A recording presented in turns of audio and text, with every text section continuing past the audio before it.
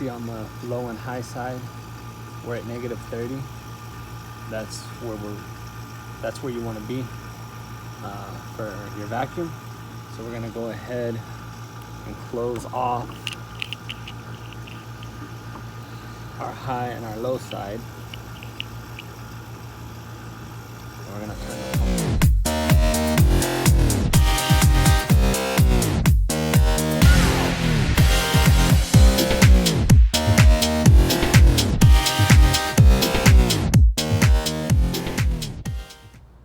Welcome back, guys, to Steven's DIY Auto Repair. Today we have a 2016 Chevy Cruze, and the customer complaint is the AC is not blowing cold air.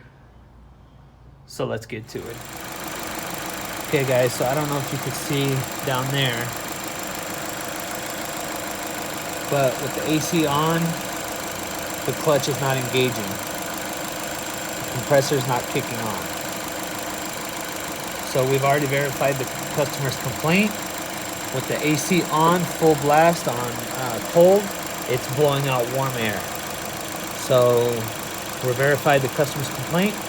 So now let's do some quick tests. Okay, guys, so we're just gonna make sure, check our fuse and our relay to make sure everything's good, that it can get power. Okay, so we're gonna connect our test light here to battery negative.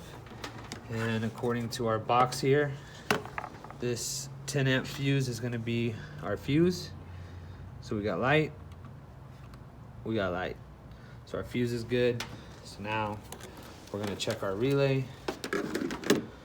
And according to our box here again, here's our AC clutch relay. So we're gonna take our relay tester, battery positive, battery negative. We're gonna see the light come on so we have power. We're gonna take this out. We're gonna select 5 pins because it's 5 pins. Stick it in here.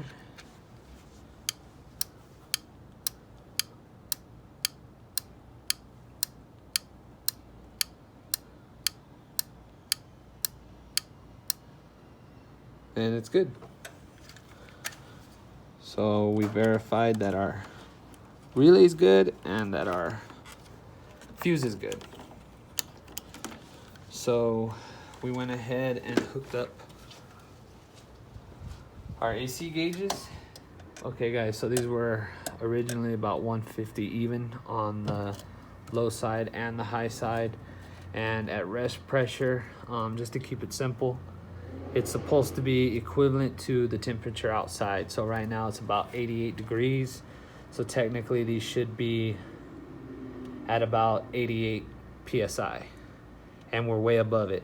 So that either means we have an overcharged system, which there's too much R134A in the system, or we have a bunch of air in the system.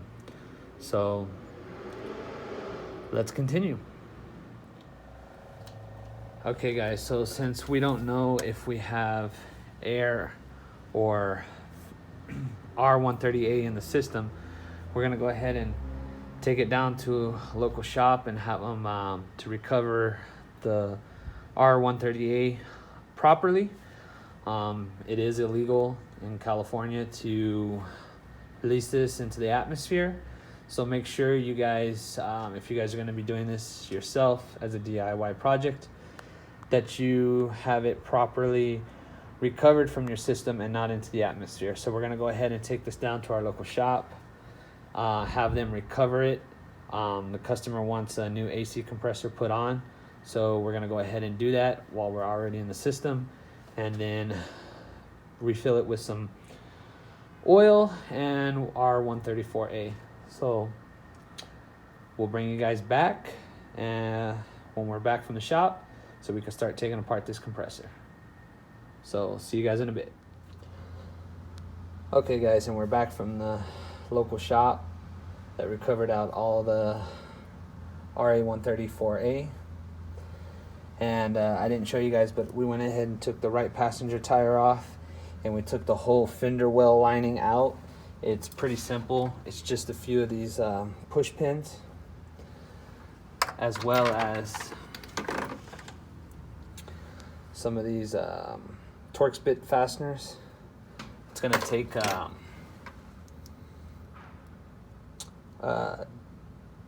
TT20, a double T20 hex bit or Torx bit.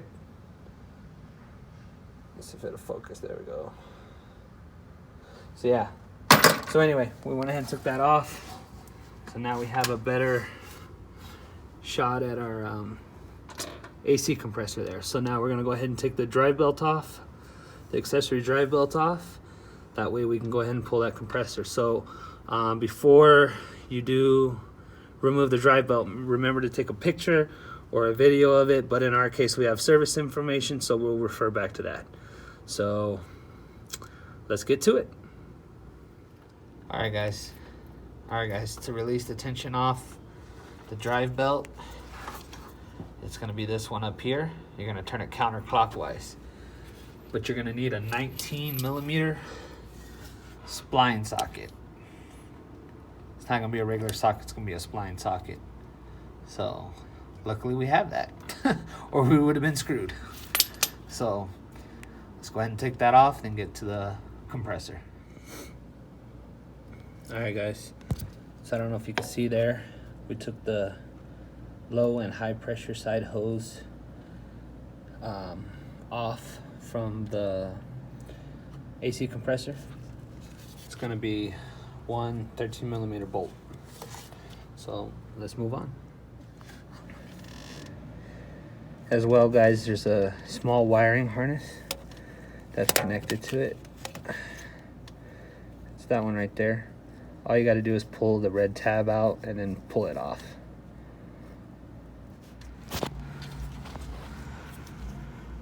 Okay guys, so you got 3 fasteners holding your compressor in. So you got this one over here, you got one right above it on top, and then you have another one here on the back side, and they're all 3 going to be 13mm. So we're going to go ahead and crack these loose and pull this off, as well as you have another connector right here on bottom, so you want to take that off. So let's get to it. Okay guys, so we have our 2 compressors here. We have our one we took from the car and the one that the customer supplied, and they look actually a little bit different. So let me show you guys here. So they are a bit different. That's the way it should be right there. So I don't think this is gonna work, but we're gonna go ahead and try it. So this one's a GM, this is AC Delco.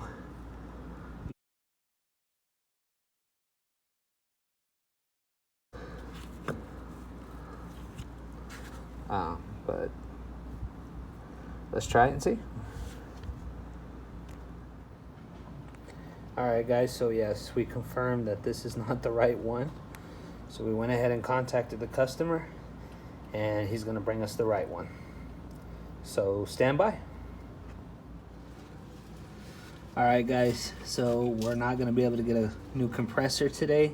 It's going to take a couple days for anybody to order it and receive it. So the customer wants me to go ahead and put the old compressor back on so he can take his vehicle. So we're gonna go ahead and put this back together, and once we get it put back together, we'll bring you guys right back. Alright guys, so we got it all put back together. The customer wants me to go ahead and put some new R132A back in, so we're gonna go ahead and create a vacuum in the system with our vacuum pump down here. And we're gonna create a vacuum to about, it's gonna go to -30. So we're gonna do this for about 15-20 minutes, shut it off, and then we're gonna check our gauges, give it about 10-15 minutes, make sure that we don't see the gauges not moving, so we know we don't have a leak in the system, and then put our R132A back in, or 134A. Alright guys, I don't know if you can see on the low and high side, we're at negative 30. That's where you want to be for your vacuum. So we're going to go ahead and close off our high and our low side. And we're going to turn the pump off. Okay, now that we turned the pump off, we're just going to sit here and wait for about 15 minutes and make sure that our system, there's no leak in our system. So bring you guys right back.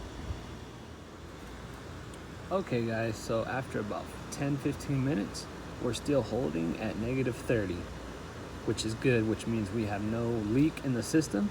So now we're going to go ahead and start adding our R134A.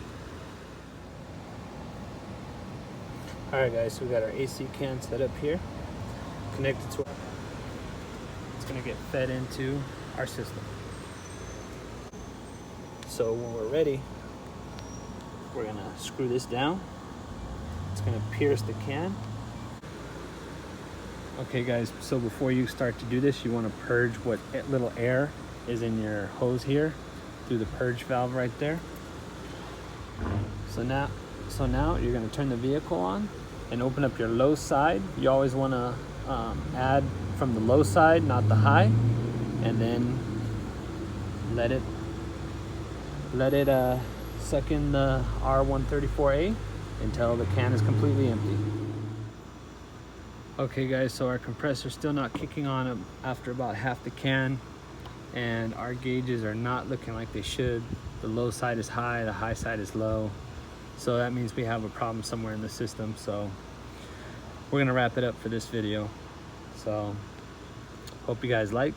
If you guys did, make sure to hit that like button. If you guys would like to be notified when I put out another video, make sure to hit that bell notification. Until next time guys, have a good one.